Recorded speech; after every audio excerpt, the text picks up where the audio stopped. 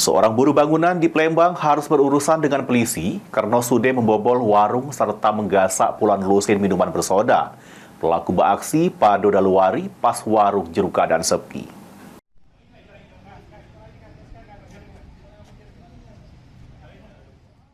Inilah David, 35 tahun, seorang buruh bangunan yang cuma bisa tertunduk lesu sesudah ketangkep unit reskrim Polsek Ilir Timur 1 karena membobol warung di Jalan Aryo Dila, Palembang.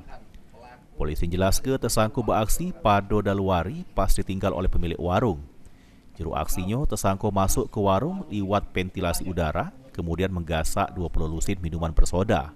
Modusnya malam dia main, bongkar warung, kemudian pelaku mengamankan beberapa barang, minuman, 15 lusin, minuman jenis Sprite, kemudian 5 lusin Fanta, kemudian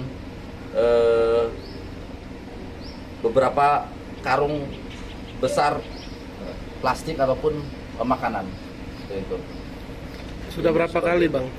Sudah berapa kali bang beraksi? Kalau dari pengakuan dia baru sekali ini, tapi kita cek lagi. Dalam beraksi sendiri atau berkelompok bang? Dia sendiri.